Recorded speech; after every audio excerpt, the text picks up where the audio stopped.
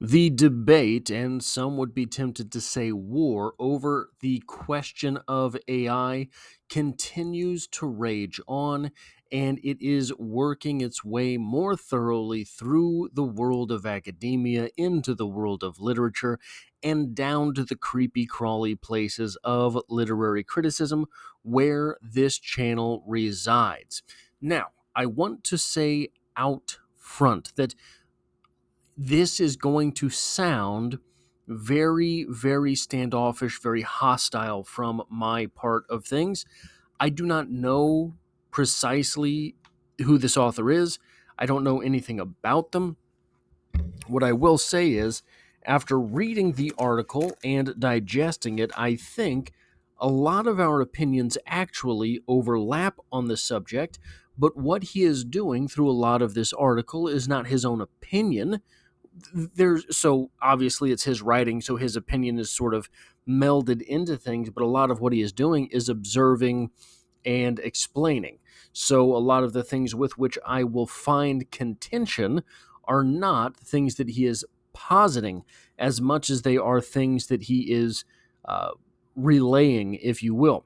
But the article in question is titled AI and the Death of Literary Criticism, subtitled The Discipline of English Literature Seems Unlikely to Survive the Coming Technological Tsunami, and maybe it doesn't deserve to. And I say this as a professor of English who believes the power of the written word. Now, that sounds a lot more like an opening paragraph than it does the subtitle, but I will not start my qualms quite yet. This is from Quillette by Thomas P.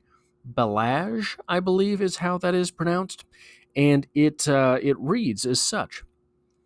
No, I'm not going to usurp the entire value of the article. This is worth looking up on your own. There is a lot at the end, which goes kind of into generation or AI generation, which I will not touch on as much, so as not to usurp the value of the article. But it begins like this.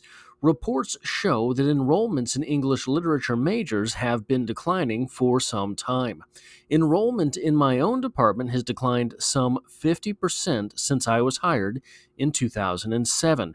People have variously ascribed this to changing demographics or economic concerns, or to the fact that many English departments have become leftist propaganda outlets. I'm apt to support the latter charge, but it's not evil right wingers out for revenge who are going to deal the death blow to English departments.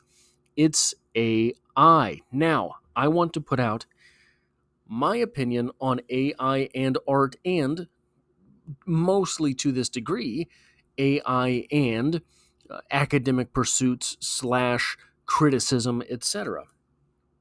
It is my opinion, and I'm probably going to have a show on this at some point. Maybe it will be on my personal channel. I think it'll be on my personal channel, a link to which can be found in the description below. But basically, my take on this is such. No, AI is not going to end these pursuits, the pursuit of art, the pursuit of criticism, any of these types of things. It is going to mean you have to be better. People have shown a propensity during our long and storied history of adapting. That's probably kind of why we won the game of evolution. We are able to adapt. We own the planet. Now, we might also end the planet, so I'm not making the argument that the evolutionary chain is at its greatest with us, just that we have shown a propensity to being able to adapt. What it will mean is artists have to be better. Artists have to be better at what it means to be human than machines. The doomers will say, not going to work for long. The opposite of the doomers, if you will, because I don't know exactly what to call the naivetes of the world, will say, machines can't do anything that we can do. You can tell immediately that it's made by a machine. That's not true. Most of the time, that's not true, and that's not true already. So think of it this way. If machines AI are pretty good at some stuff some of the time, as far as creating art, writing, music, images. If you spent your entire life doing that during 10% of your waking hours, right? What's the old number 10,000 hours, is it Malcolm Gladwell? AI can do that, the equivalent of 10,000 hours, in an hour. How? Multiple machines running on the same problem can do that in a half an hour, in a minute. It doesn't matter. AI will get to that point where a lot of these things are very, very uh, tough to discern. But it just means that artists have to get better and they have to do it faster. So here's one of the things that is one of my points in this. You can prompt an AI. You can prompt, I can't remember what the Chat GPT image creator is called right now, but you can prompt it and say, give me an image of a Cheez-It as Jesus, so it would be Jesus, in a Caravaggio type painting or a Leonardo type painting. And it can do it, and it'll be wild. However, before Caravaggio, before Leonardo had their distinct styles, that AI could, that would have been a nonsensical statement. Okay, so if I tell AI, give me a 300-word short story over the trials and tribulations of Jesus in the style of Ernest Hemingway, Isaac can do it. Before Hemingway, however, before Jesus, however, before Cheez-Its, however, it could not. So that is a point that I have there. Now, the on to the evil right wingers. Now, this is said in jest by the author here, but I will tell you this: evil right wingers have nothing on the destruction of English departments when compared to, well, those departments themselves and their hatred of men. Trust me, I was an English literature major. I have that bachelor's degree.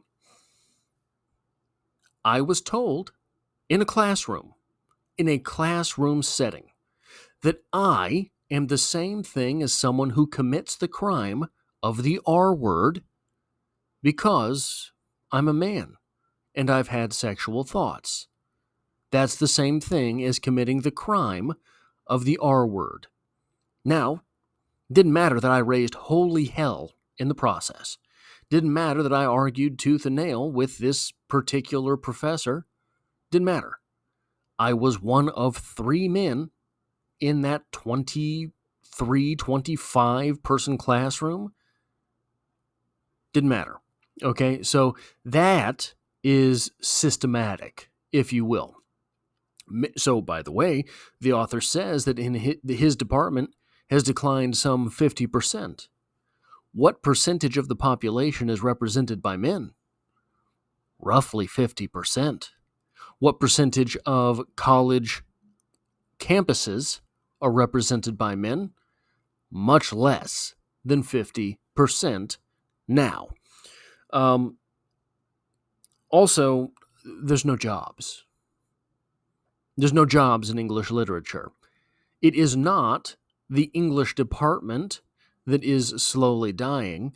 It is the business around the consumption of English as a language, around the consumption of literature, around the death of poetry. All of today's best poets make music. All of today's best short story writers make TV shows. All of today's best novelists make movies.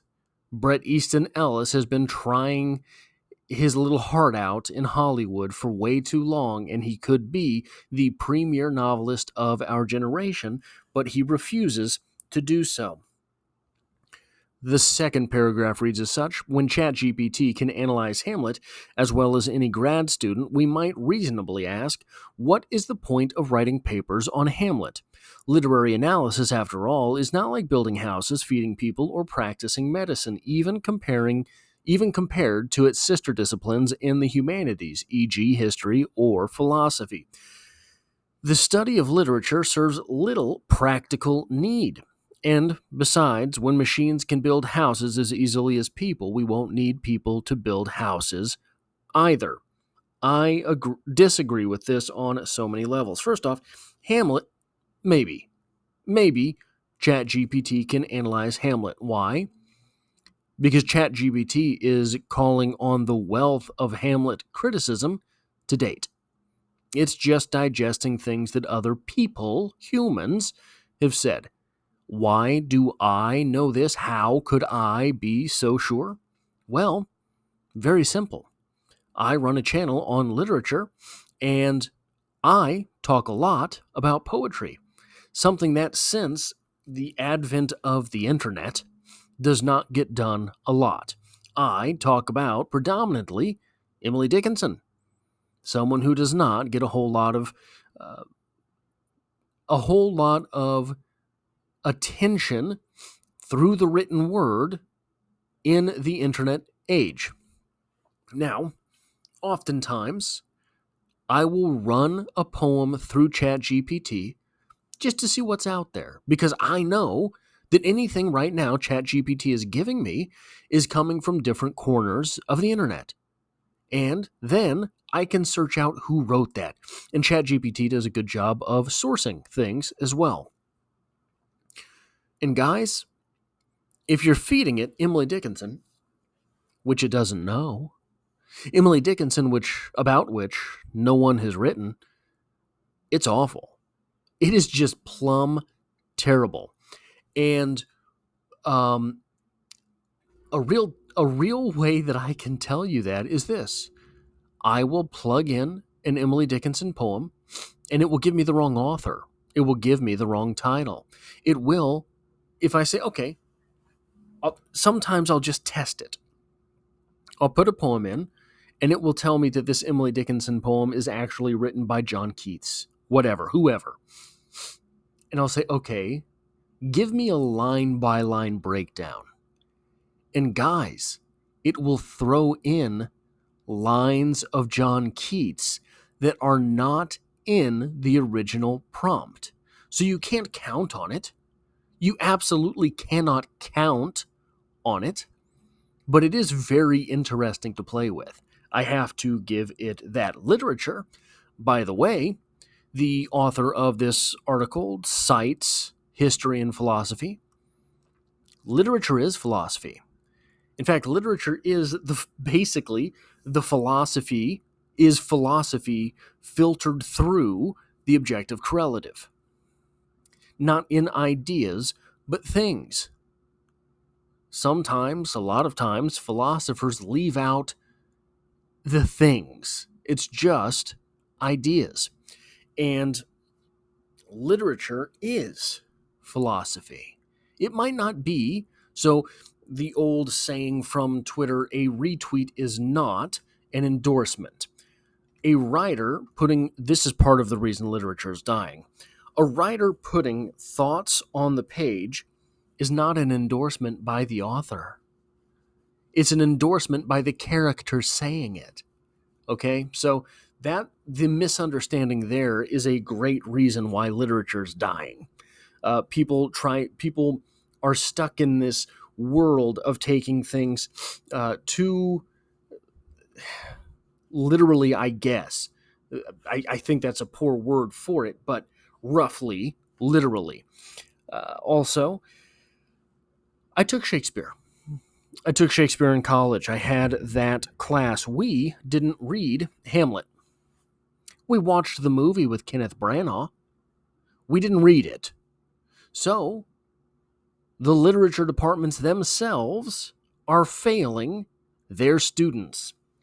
The third paragraph reads as such. So why do we teach English literature or language arts, as some secondary schools now call it, at all? According to the 19th century British literary critic Matthew Arnold, the purpose of studying and teaching literature is to know the best that is known and thought in the world, and by its turn making this and by in its turn making this known to create a current of true and fresh ideas. In Arnold's day, people had a pretty good idea of what the best that is known and thought. It was Homer, Sophocles, Virgil, and the Bible, alongside vernacular works by greats like William Shakespeare, John Milton, and William Wordsworth. Writers like Thomas Hardy, James Joyce, and Virginia Woolf were later added. I disagree with Arnold. I believe my beliefs are more in tune with the author of this article, as he will later state in sort of summary. Literature is critical thought. Literature is the meta of critical thought, which is the thought of another's critical thought, the examination of someone else's critical thought. That is what literature teaches us. It is also the science of us. You don't learn people through philosophy. You don't really learn people through history. You learn dates through history. You learn ideas through philosophy. Literature shows you the best and the worst of us. It is the science of people. It is to examine the thoughts of others and why they were given to us. The thoughts through which we are informed. The thoughts of others through which we are informed. The real usage of literature is multiple, but we don't get that when the academia involved isn't really involved. The article continues, there were debates here and there about who was or what was the best work or the greatest author. Was William Blake a genius or a nutcase? The answer is yes. Was Charles Dickens serious literature or sentimental claptrap? The answer is yes. The so-called canon of great literature was open for debate and ever-evolving. But greatness itself was not in question, nor was the reason for reading. We read to make ourselves better people, deeper thinkers with a greater understanding of humanity, people who were more empathetic, people capable of critical thinking. English literature was, in truth, a substitute for religion. We wanted people to be good, but we no longer believed in God. Instead, we believed in Shakespeare, Milton, and eventually Toni Morrison, until we didn't. Now, far be it from me to be an advocate for organized religion or really establishments of any kind. I work at the local shop on overnights, and I clean bathrooms as part of my living. Every night, I clean public restrooms. So maybe don't listen to me. But maybe don't listen to your local English professor either. But literature can also be a supplement to religion, can also be a tool for the religious. It strikes me that in their current blush, the Abrahamic religions, Christianity, Judaism, and Islam, the Jewish religion has it right. Judaism, in its current form, contains a whole lot of what are known as secular Jews, people who interpret their holy scripture to their world and vice versa. So the way that Jewish secularism has grown should be an inspiration, in my understanding, to the other big religions, not just Abrahamic religions, but religions of the world. And it is to say that you don't have to lose your religion to live in today's world. Anyone claiming that you do, and look, again, I'm not advocating for organized religion. That's not my place. But the world and your religion can coincide. This exclusionary reaction from academia does not have to be the case. Now, the next paragraph here. It's always been problematic, though, this idea that literature makes you a better person. Besides the obvious counterfactuals, the Allied soldiers allegedly found copies of Johann Wolfgang von Goethe's works in the desk drawers of Nazi prison guards when they liberated the camps. There were the problems that always there were the problems that always arise when you try to push your religion on other people. I think that this is I understand, I think, where the author is going here, but I think it's a little bit of a lazy point because I don't think that it is fully realized here in the article, especially when we are examining this in or through the lens, I guess, of artificial intelligence or through the meta, maybe, of artificial intelligence. Literature might make you a better person, or it might not. That's true. But literature definitely makes you a better version of the person you are. One way to think of this is like through sports. And if you're not a sports fan, I get it, but I think you will find this easy enough to understand, even if you know nothing about sports. Wherever you are, there is a main sport. Where I live, it's American football. Most of the world, it's soccer. If you are an athlete on the soccer field, if you are an athlete on the football field, and everyone else is on steroids, you better be too, or it's a very dangerous place. Why do I bring that up? If you are active in the world and everyone else is on literature, you better be too, because they're going to have tools and capabilities that you do not. Buy the same coin as long as we're going down the thought process that we're going down here. If everyone in your world is on AI, you better be too. They're going to have tools and capabilities that you simply do not. Now, part of that is knowing the faults. If you are on performance enhancing drugs because you are an athlete and everyone else on the field is on the same thing, but you know that if you get to a certain heart rate, you're going to pass out.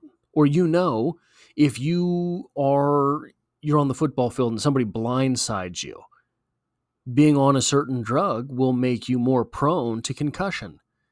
So you got to know that. But you can use that as a tool because you know if this guy's on it too and I blindside him, maybe I get a 15-yard penalty, but he's out of the game. It's a nasty world. Knowing the faults of literature in a big way, as someone who runs a channel on literature, who has 2 degrees in literature, I know that if you're on literature, probably you think you're the smartest guy in the room at all times. I can take advantage of that because I'm on literature too. So these tools are multiple and they're multivalent.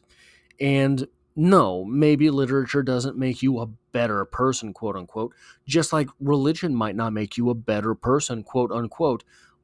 But if everyone else is on it, you got to know about it. You have to have those tools as well. The article carries on, our religion was literature, and like any people of true faith, we deeply believed in it, thought it was essential, thought everyone must be saved through it.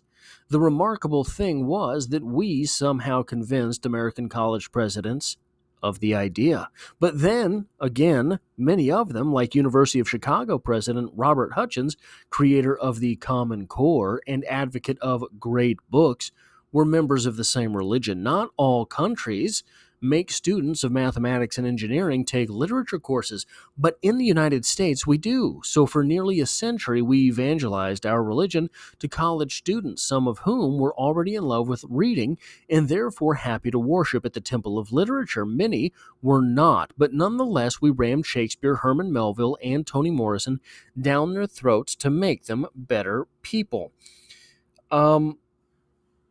And you failed. Point blank, period. Straight up, flat out, pillar to post, you failed.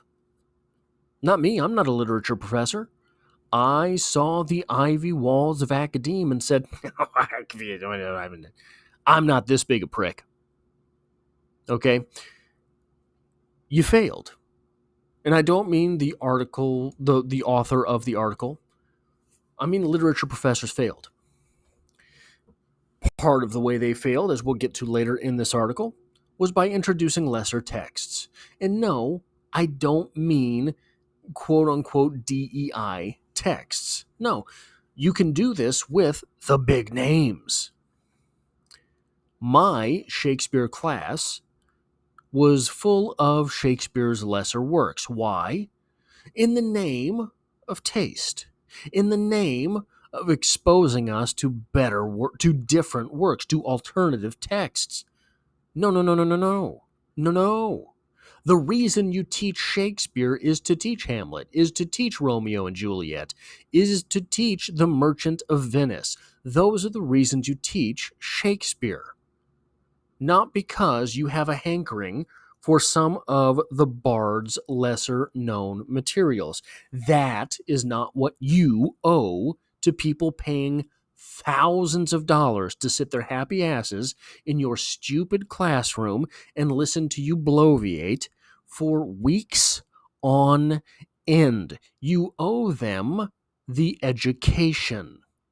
The entirety of English literature as a pursuit has been perverted, has been dumbed down, has been watered out, has been simply demystified into the cracks and crevices of also ran works. That is what has happened. That is largely what has killed English literature and therefore literary criticism.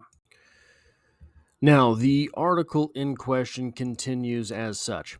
That doesn't mean that it necessarily stayed with them. In Hungary, before the fall of communism, Russian was compulsory in all schools. Yet many Hungarians out of that generation stubbornly refuse to learn the language and cannot speak it today. Likewise, if you force a person to read Hamlet, you have no way of making him retain anything meaningful after the test date. Some students of the right temperament and with the right intellectual predilections are drawn to the temple of literature, but most are not. For most, it is like going to Sunday school. They endure it reluctantly and quickly forget any lessons learned if you fail as a professor. Now, the same thing is true for math professors. The same thing is true for history professors. The same thing is true for every professor under the sun of any subject. The notable difference here is, guys, literature should be so much easier. It should be there's so many things you can teach from every text. If you're teaching Pythagorean theorem, there's one thing that you get out of that, and it's the numbers themselves, right? It's the equation itself. It's the formulas. There's one thing, it is the verity on the paper. Literature is not this way. Literature can be molded around each and every student. In fact, literature itself is just that. There is some paradigm of what a text probably really means. I don't care. New criticism says you shouldn't either. And regardless of why an author wrote a piece, that poem, that short story, that novel, that play no longer belongs to them. As a professor, it doesn't belong to you. As the reader, it belongs to you. That lesson, first and foremost, to every student who is listening, that will come across. It's not taught that way. Simply is not. A lot of times, the humanity, and I say a lot of times, perhaps I should pause there. A lot of times through my experience in academia, the humanity underneath the text is mostly ignored. But the thing is, that humanity is there. So is the history. So is the philosophy. So is the biography of the author, his or herself. So many things are in every text, and it's not how they're taught. So I don't know there's a Bill Burr. There is a Bill Space Burr bit, I guess it's called, where he's talking about celebrating members of the army. And he hates the phrase that every soldier is a hero. And he says, really? Everyone? You mean to tell me there's not some jerks in the ranks? That's not how he says it, but you understand the point that I'm getting at. Teachers are treated the same way. Professors are treated largely the same way. Guys, I'm here to tell you, someone who went through the American educational system and did pay attention, most teachers suck. Most professors suck. It's just true. It's not sour grapes. It's not me trying to demean people who really do their job. There's a lot of them that don't. You know that as well as I do. If you're willing to admit it to yourself and others, you had a bunch of crappy teachers. If you're willing not to lionize and idolize the teachers of the world, you had a bunch of crappy teachers. And it's just the way things are. It's just the truth of the matter. But teaching literature should be way easier than other subjects. Way more, okay. Getting through teaching literature should be way harder than most other subjects. I stand corrected. But it should be way easier to reach your students than other subjects. In the 1960s and 70s, about a century after Arnold wrote The Function of Criticism at the Present Time, the canon was expanded to encompass a wider range of writers, including more women and people of color. This meant that if you were a progressive, you could go on worshiping literature and still feel good about doing so. Even if some feminists and Marxists would tell you that D.H. Lawrence and Ernest Hemingway were misogynists. But the mainstreaming of deconstruction, postmodernism, post-structuralism, and their ilk in the 1980s spelled the beginning of the end as they tore down the spiritual, religious underpinnings of English as a discipline. There was no rescuing the canon through expansion. The whole thing had to go because the best that is known and thought, it was alleged, was just a code for whatever keeps powerful white guys in power.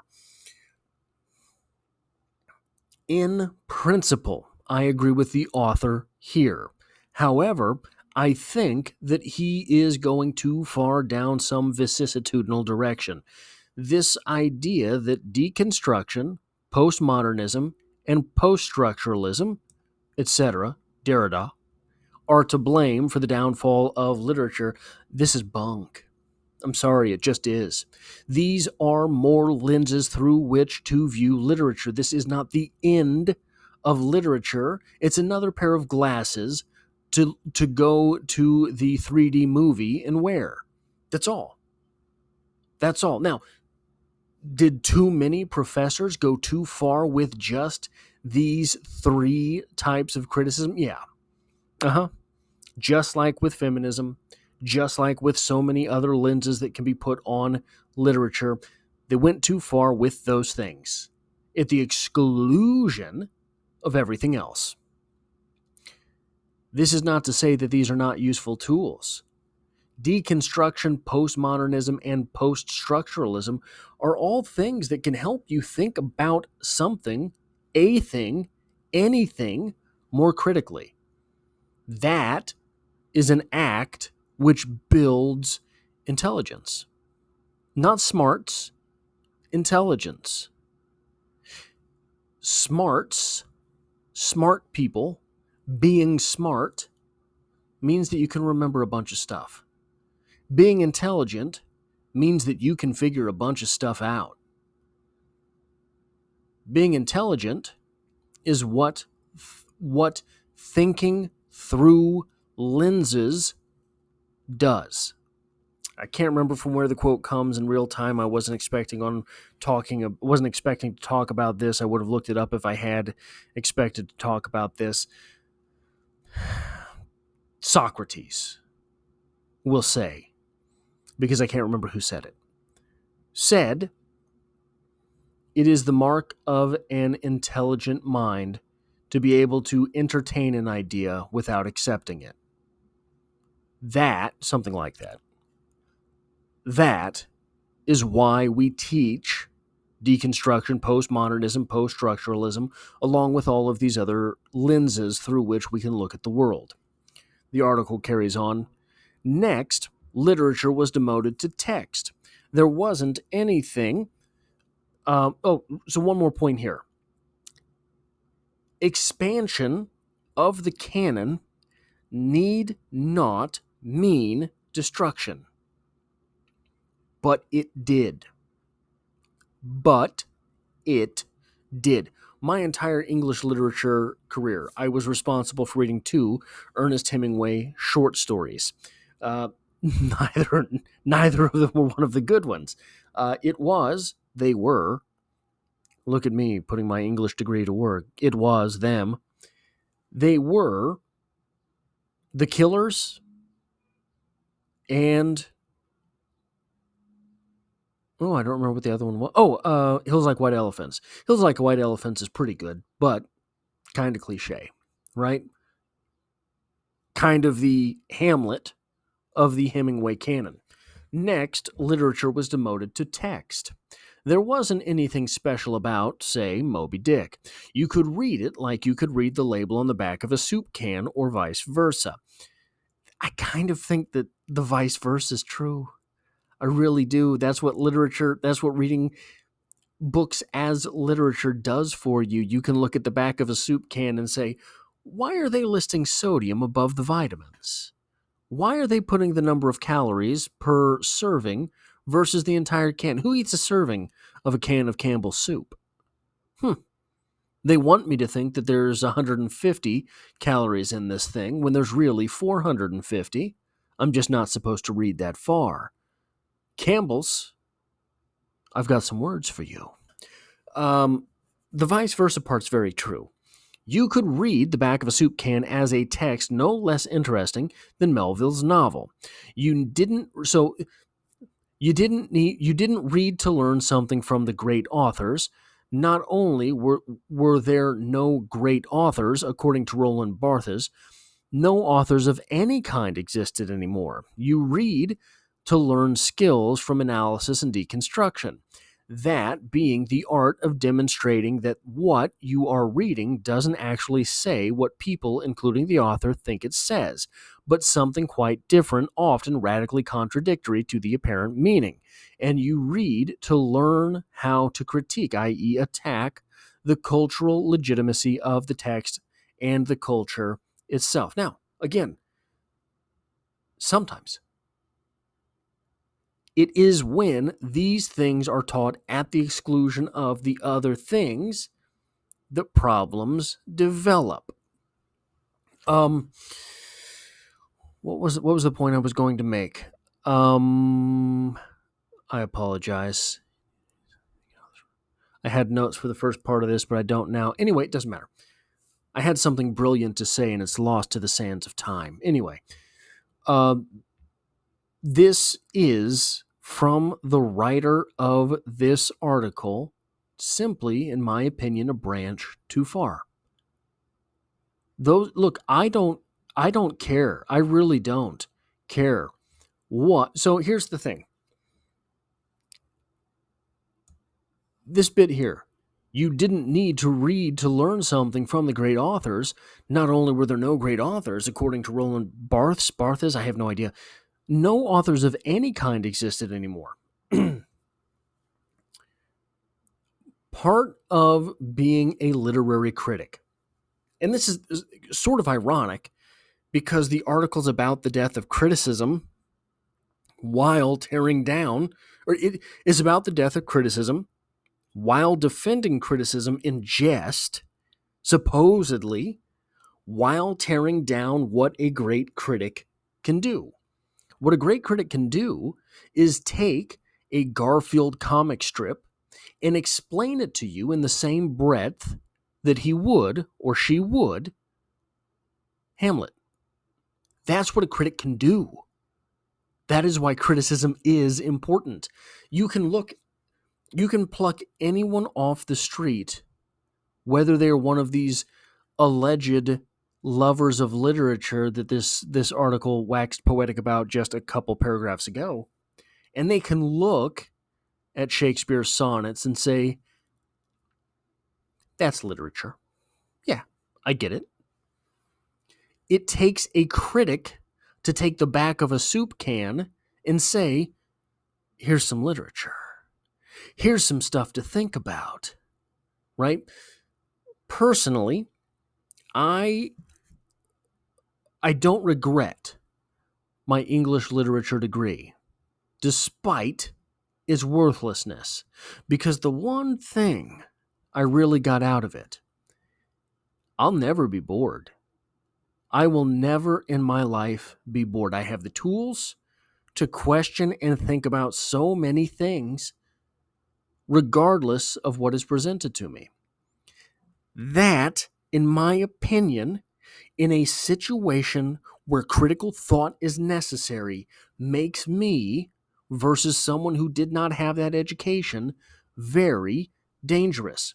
Now, the idea of defending the canon, defending the great authors, I'm with the author of this article. Yeah, we don't have to tear everything down. We don't have to tear down all the statues and monuments to authors. There's none of those, but you get what I'm saying. We don't have to do that. They did it anyway. They did it anyway. I apologize for shaking everything. I'm a little bit worked up. The article in question carries on as such. This is when English departments turned into greenhouses for growing leftists, which is why many conservatives are so gleeful about their decline. This part of the article is very true. I do not consider myself leftist or conservative, but guys, even I admit, I have Googled both of my universities, where I got my bachelor's, where I got my master's, and just in the query included the word enrollment just to see both of those colleges are failing, and they deserve it. But to be fair, English departments have always been ideological.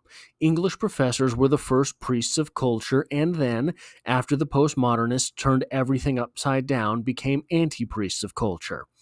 Evangelists, not of, does that make Derrida the Antichrist of culture? Evangelists, not of art, but of dismantling texts in order to fight the system. Here's where I think the author is making a mistake. The assumption in the academic department, the English department, is that there is the system. It is the system. It is not one system. If it is one system, English departments are part of it. even with their rebel yell mentality that is oh so passe, that is simply ripped from CNN, MSNBC, ABC, CBS. It's all the same message. It is not the system. In either case, the average kid coming into an English class, unless he or she was a true believer, it's always she, trust me, I had those classes, was, yet again, subject to a glorified Sunday school and forced to learn the catechism. Most didn't learn about either literature or text, but only how to get by or to get over on their teachers. This is true too. You take those margins in just a little bit, and that 3.9 pages becomes 4. They got over on us by cheating, by copying answers, by getting other students to write their papers, by plagiarizing. Now they get over on us by using AI. Teach more Emily Dickinson. They won't be able to use ChatGPT to deconstruct Emily Dickinson. But anyway, guys, these are my thoughts on AI and criticism, AI and art, AI and English, AI and post-structuralism. Maybe there is a future episode in the idea of why so many of these new forms of thought are not new schools of thought, but simply post other things, decon other things.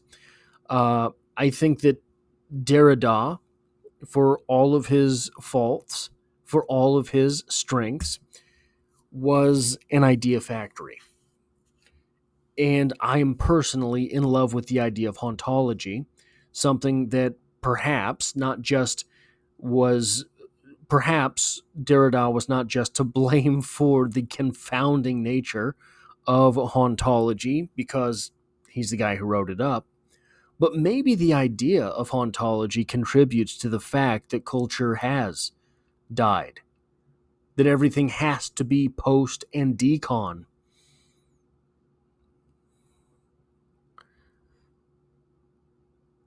There has to be a way forward,